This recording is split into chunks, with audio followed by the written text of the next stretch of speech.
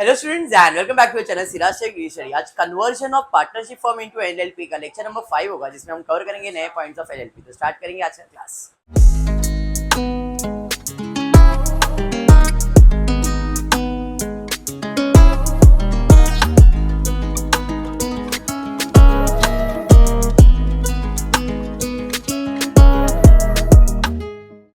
चलो स्टार्ट कर रहे हो। आज का क्लास जरा ध्यान दें, थोड़ा सा अलग होगा एलएलपी से। कोई बैलेंस शीट का फॉर्मेट हैक नहीं करने का, ना कुछ नहीं। इसके पहले था एलएलपी, अब है conversion of partnership firm into LLP. It is equivalent to amalgamation. Amalgamation किया था आपको अगर याद हो तो, और अमालगमेशन में ओल्ड कंपनी किया था, याद है? ओल्ड कंपनी में लेजर बनाते थे, क्या करते थे? बैलेंस शीट खाली करते थे, पीसी मांगते थे, पीसी मिलता था, क्लोजिंग करते थे। और उधर टैली क्या होता था? ओनर का अकाउंट, ओनर का अकाउंट, याद है?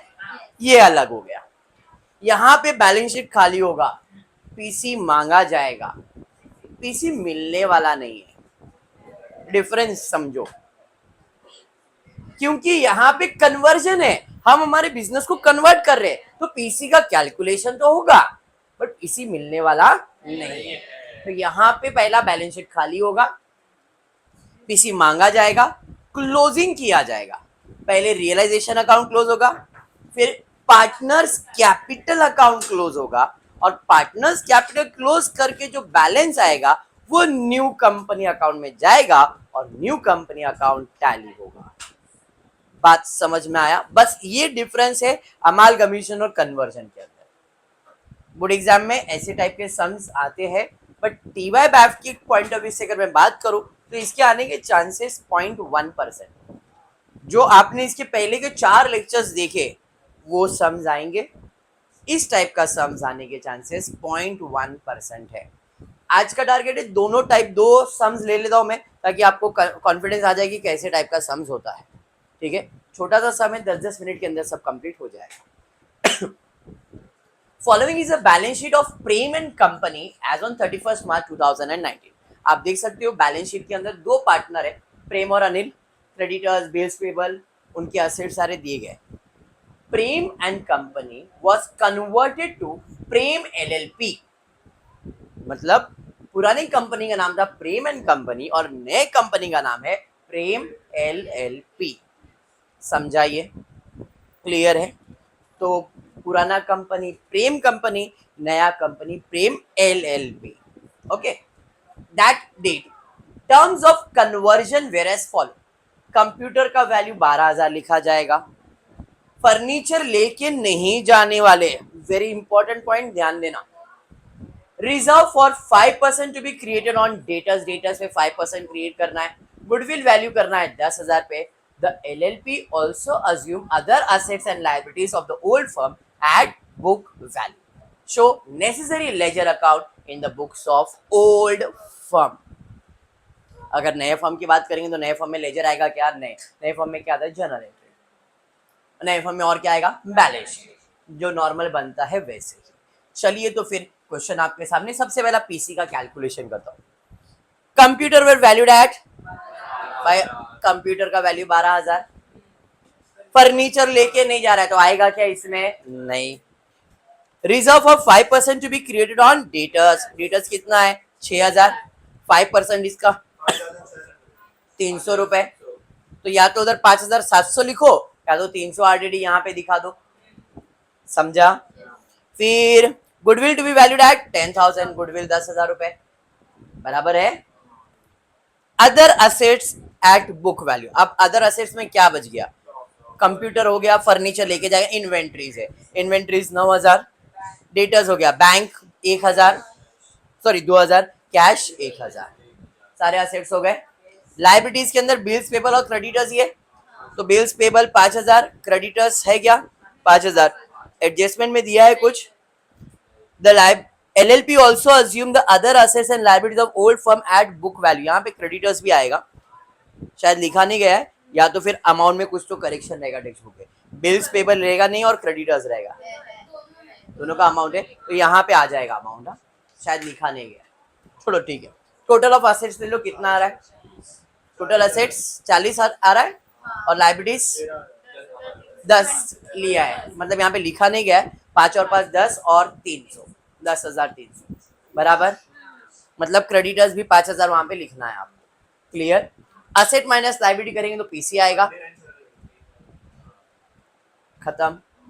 बस पहला काम तो इतना ही था। अब अपने को ओल्ड कंपनी के अंदर लेजर बनाना। लेजर में क्या क्या बनेगा? Realisation account, partners capital account, new company account. बराबर? क्लियर है? Any doubt? पहला काम है बैलेंस शीट खाली करेंगे। ये वैल्यू क्या? ये value very good, book value पे। ठीक है, जरा ध्यान से जो बोलने वाला ध्यान देना। सब असेट खाली करूंगा, इवन फर्नीचर वो लेके नहीं गया, बट फर्नीचर खाली तो जरूर होगा। यहाँ पे हम सारे असेट्स को खाली करें, कंप्यूटर, फर्नीचर, डेटस, बैंक और इन्वेंट्रीज। बराबर है? सब खाली कर दिया। देखो कुछ भी छोड़ा नहीं मैंने। बुक वैल्यू पे असेट्स खाली हो गए। लाइबिलिटीज खाली कर दे। लाइबिलिटीज में क्रेडिटर्स और बिल्स पेबल है। बराबर? उसके अलावा कैपिटल, कैपिटल में चले जाएगा। बैलेंस शीट खाली हो गया। बराबर? पीसी मांगेगी, पीसी मिलेगा। बड़े फर्नीचर का क्या? अब नया कंपनी जो लेके जा नहीं रहा है, मैंने मेरे कंपनी को कन्वर्ट किया है। पहले मैं पार्टनरशिप फर्म में था, अब मैं एलएलपी में आ रहा हूं, तो फर्नीचर तो रहेगा ही ना बिजनेस में। तो वो फर्नीचर का फायदा या नुकसान जो भी है वो किसको देने का? पार्टनर्स को।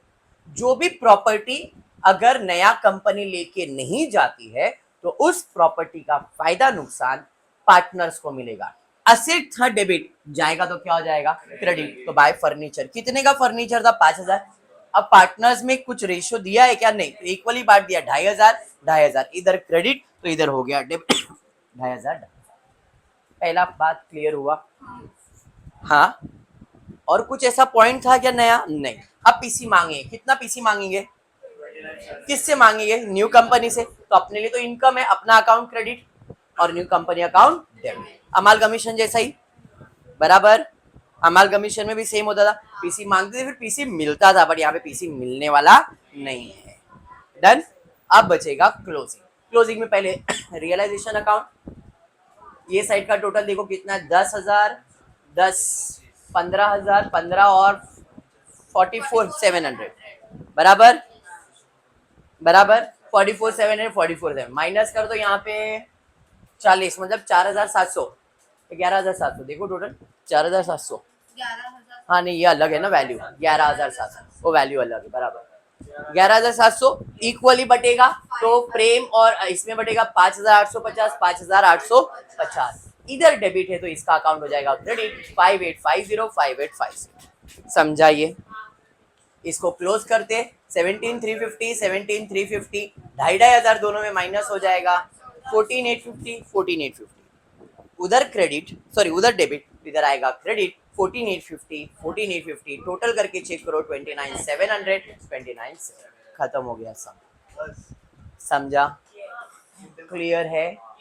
ये चीज एसवाई में ऑलरेडी हो चुका है, बट फिर से तुमको टीवाई में है, तो ये सिर्फ मैंने as a purpose of revision समझ लो कि मैंने वो आपको करवा दिया।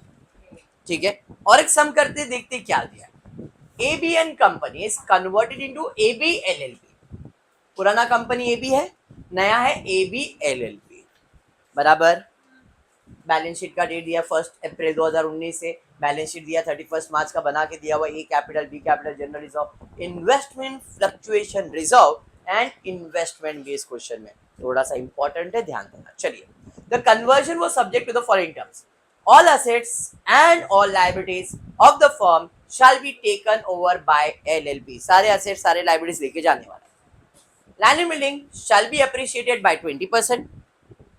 Stock shall be increased by rupees 50,000. Debtors shall be decreased by 10,000. Goodwill shall be valued at 1 lakh. Investment shall be taken at 2,80,000. You are required to prepare statement showing calculation of PC, realization account, partners capital account in the books of। बस दो ही बोला है, new company बोला है क्या? नहीं। अगर आपको बनाने का मन है तो आप प्रिपेयर कर सकते हो। ठीक है? पहला PC, all assets and liabilities are taken at book value. नहीं, ऐसा बुक वैल्यू नहीं बोला है, खाली बोला लेके जाने वाला है। लैंड एंड बिल्डिंग का वैल्यू कितना बोला है? Shall be appreciated by 20%। 2,80,000 है, कितना हो जाएगा 20%? 2,80,000 का 20% तो ऐड हो जाएगा 56, 3,36,000। Stock to be increase by 50,000, 50 मतलब 3.5 लाख। फिर उसके बाद डेटर्स टू डिक्रीज बाय 10,000, 10,000 कम करने का, 1,90,000। फिर goodwill valued at 1 lakh, cash और बैंक जैसा वैसे ही लिख लिया 1 लाख। उसके अलावा इन्वेस्टमेंट 3 लाख था और इन्वेस्टमेंट का वैल्यू कितना लेने बोला था? 2,80,000। कैश एट बुक वैल्यू लिया, इन्वेस्टमेंट 280 गुडविल ले लिया, बराबर है। और कुछ नहीं। लाइबिलिटीज के अंदर कैपिटल आएगा क्या? जनरल रिजर्व आएगा क्या? क्रेडिटर्स आएगा। इन्वेस्टमेंट फ्लक्चुएशन रिजर्व नहीं आएगा। तो लाइबिलिटीज में सिर्फ क्रेडिटर्स 7.5 लाख। क्लियर है? टोटल ले लो, कितना आ रहा है देखो, असेट का टोटल कितना आ रहा है? 13 लाख, पक्का 13,76,000। लाइबिलिटीज 7.5 लाख, पीसी का वैल्यू है 6,26,000। डन यहां तक? पक्का? चलिए लेजर की बात करेंगे तो कौन सा लेजर बनेगा? Realisation, partners capital. New firm बना सकते हो इफ यू वांट, ठीक है, पक्का। बैलेंस शीट खाली करेंगे बुक वैल्यू पे। तो टू सन्ड्री असेट में land, stock, debtors, cash, investment, देखो सब खाली किया बुक वैल्यू, बराबर। लाइबिलिटीज में है कैपिटल है, बराबर। जनरल रिजर्व पार्टनर्स में बढ़ जाएगा, कितना जनरल? 1 लाख मतलब 50-50, बराबर। क्रेडिटर्स खाली हो जाएगा। इन्वेस्टमेंट फ्लक्चुएशन रिजर्व कितना है? 50, तो 25-25 बढ़ेगा ना? बोलूंगा नहीं। क्यों नहीं? बिकॉज जब मैंने मेरे बिजनेस का वैल्यूएशन किया, कन्वर्ट किया इनटू एलएलपी, मैंने इन्वेस्टमेंट का वैल्यूएशन चेंज किया। ऐसे मैंने दूसरे भी प्रॉपर्टीज का वैल्यू चेंज किया है, बट दूसरे प्रॉपर्टी का कोई रिजर्व अकाउंट मेरे पास नहीं है। For example land and building, इसका वैल्यू बदला, तो क्या उससे रिलेटेड कोई रिजर्व मेरे पास था क्या? स्टॉक, उससे रिलेटेड कोई रिजर्व अकाउंट था क्या मेरे पास? डेटर्स, उससे रिलेटेड कुछ था क्या? नहीं। बट इन्वेस्टमेंट से रिलेटेड मेरे पास एक अकाउंट था, इन्वेस्टमेंट फ्लक्चुएशन रिजर्व। उसने कहा है कि आपका अगर इन्वेस्टमेंट कुछ भी बदलाव होगा तो उसको आप किधर से मेंटेन करो? रिजर्व एंड सरप्लस में। तो बाय डिफॉल्ट रिजर्व कितना है? 50। बट क्योंकि हमने अपना बिजनेस का वैल्यू चेंज किया तो हमारे इन्वेस्टमेंट का वैल्यू कितना हो गया? 2,80,000। पुराना वैल्यू कितना था? अब कितना हुआ? 280। मतलब अपने को कितना नुकसान हुआ यहाँ पे? 20,000 का नुकसान हुआ। तो अगर 50 में से 20 नुकसान हो गया तो बचा कितना? तो मेरे लिए प्रॉफिट कितना है? सिर्फ 30,000। मतलब 50 में से प्रॉफिट इधर कितना बटने वाला है? सिर्फ 30। बाकी 20,000 मेरे लिए क्या होने वाला है? लॉस। तो यहाँ पे मैं दिखाऊंगा रिजर्व्स के अंदर में इन्वेस्टमेंट में 20,000 इधर एंड बाकी 15,000 और 15,000 है क्रेडिट, जाएगा क्रेडिट साइड पे ही। खाली इतना है कि जो 20 है वो बिजनेस का प्रॉफिट और जो बच गया वो पार्टनर का प्रॉफिट। मतलब जो इन्वेस्टमेंट रिजर्व में 50,000 था, 50 में पार्टनर को कितने का फायदा हुआ? 30 का। और बाकी किसका फायदा है? बिजनेस का। बोलो, लॉस नहीं, फायदा। रिजर्व्स क्या होता है? रिजर्व्स क्या है? इनकम। हमने पैसा जमा करके रखा है, अब मैंने इन्वेस्टमेंट का वैल्यू चेंज कर दिया, तो अगर एलएलपी की बात करूं, एलएलपी की, तो उसके लिए तो नुकसान हुआ, लेकिन जो एबी कंपनी था उसके लिए तो फायदा ही है, क्योंकि अब वो लोग ये रिजर्व तो लेके जाएंगे नहीं। और इन्वेस्टमेंट का वैल्यू भी वो लोगों ने कितना लगाया? 280, जबकि उसका वैल्यू कितना था? 3 लाख। तो मेरे लिए तो फायदा ही हो गया। 3 लाख का सामान था मेरे लिए, मेरे बिजनेस में उसका वैल्यू कितना था? 3 लाख। उसने क्या बोला? 280। तो उसको 280 में मिल रहा है, जबकि उसका वैल्यू एक्चुअल में कितना है? 3 लाख। मुझे इनडायरेक्टली मेरे कंपनी को 20,000 का प्रॉफिट हो गया। उसके लिए तो लॉस है, बट मेरे लिए क्या है? प्रॉफिट। सर समझा नहीं? चलो समझा देता हूं, कैसे प्रॉफिट हुआ ये बताता हूं। रिजर्व में कितना प्रॉफिट दिख रहा है? 50। अब प्रॉफिट पहले से मेरे पास 50 है, जब इन्वेस्टमेंट लेके जा रहा है तो उसका प्रॉफिट भी लेके जाएगा वो। जब वो असेट लेके जा रहा है तो उसका प्रॉफिट भी वही लेके जाएगा। लेके गया क्या वो? तो 50,000 पूरा का पूरा पार्टनर का प्रॉफिट है, ये एग्री करते हो? तो 50,000 पूरा पार्टनर को देना चाहिए 25-25 करके, लेकिन हमने पार्टनर को 25-25 दिया नहीं। कितना दिया? सिर्फ 30। क्यों? क्योंकि वो 25 में से 20,000 का जो प्रॉफिट हुआ वो बिजनेस के लिए रखो, क्योंकि वो जो इन्वेस्टमेंट है वो बिजनेस लेके जाएगा, तो उसका जो रिजर्व है वो भी बिजनेस का रिजर्व है। पार्टनर का है क्या? मतलब क्रेडिट का मतलब क्या होता है? Debit all expense and losses, credit all income and gain. और पहले से मैंने उसमें कितना रिजर्व रखा था? 50,000 का। बाउंसर बाउंसर बोल माज। तो 50,000 पार्टनर को ही बढ़ता पूरा। यस अगर मैं बुक वैल्यू उसका 3 लाख ही रखता, मतलब बिजनेस को कुछ फायदा ही नहीं है उसके अंदर कन्वर्जन के वजह से। जब बिजनेस को कुछ कन्वर्जन में फायदा नहीं है, मतलब पूरा का पूरा प्रॉफिट पार्टनर का है, 25-25 बांट के दे देता मैं। कन्वर्जन के वजह से पार्टनर को कितने का फायदा हो रहा है? कन्वर्जन की वजह से बिजनेस में प्रॉपर्टी का वैल्यू चेंज हुआ, तो 20,000 का फायदा बिजनेस को हुआ, और बाकी जो बचा वो किसको हुआ? पार्टनर को। इनडायरेक्टली वो एडजस्टमेंट है। 3 लाख की जगह पे 20 इधर दिखाया तो 2,80,000 इधर कर दिया ना उसका वैल्यू। इधर 20,000 का नुकसान दिखा रहा हूं मैं, क्योंकि इधर मैंने वैल्यू 3 लाख दिखाया, इधर 20 दिखाया, तो आप वो नुकसान का एंगल पकड़ रहे हो, प्रॉफिट का वो तुम्हारा लुकआउट है। मेरे लिए 50,000 का प्रॉफिट था, बट 50 में पार्टनर को सिर्फ 30 मिलेगा और बिजनेस को कितना मिलेगा? 20। ठीक है, और कुछ बचा क्या एडजस्टमेंट? नहीं। तो अब क्या करोगे? पीसी मांगोगे। कितना पीसी मांगने वाले हो? 6,26,000 पीसी मांगोगे, तो अपने लिए तो इनकम है, इधर क्रेडिट और न्यू कंपनी अकाउंट डेबिट। बनाए क्या न्यू कंपनी? नहीं। अब क्लोजिंग करेंगे, कौन सा साइड ज्यादा लग रहा है? यही ज्यादा लग रहा है मेरे को। 6, 12, 13, 13 ज्यादा है, ये ज्यादा है। 13,96,13,96 में माइनस कर दो, 5, 5, 8, 9, 11,80,000, 12 लाख है, 1,96,000 शायद, 1,96,000 बराबर। 1,96,000 दो पार्ट में बटेगा, 98 और 98, इधर डेबिट तो इधर आ जाएगा क्रेडिट, 98 और 98 टोटल करेंगे, ए और बी का टोटल किया 2,63, 3 लाख प्लस करके चेक करो, देखो 6,26,000 आता है क्या? दोनों को प्लस करो, 6,26,000 आना चाहिए। आ रहा है, क्योंकि ये बैलेंस न्यू कंपनी में जाएगा और न्यू कंपनी टैली होना चाहिए, तो इन दोनों का बैलेंस कितना होना चाहिए? 6,26,000। समझ में आ गया? तो ये था तुम्हारा कन्वर्जन टाइप का सम। इतना ही है कन्वर्जन, ये इसके लिए करवा रहा हूँ ताकि तुमको ऐसा नहीं कि हमको आता नहीं है कन्वर्जन। आप पास्ट पेपर निकालो, चेक करो कन्वर्जन के सम्स कितने हैं। पिछले पास्ट पेपर में कन्वर्जन नहीं है, बट एलएलपी जरूर है। ठीक है क्या? तो आज इतना ही करते हो। होपफुली वीडियो पसंद आए तो प्लीज वीडियो को लाइक कर देना, फ्रेंड्स ग्रुप में शेयर करना और चैनल को सब्सक्राइब करना। Thank you for watching the video.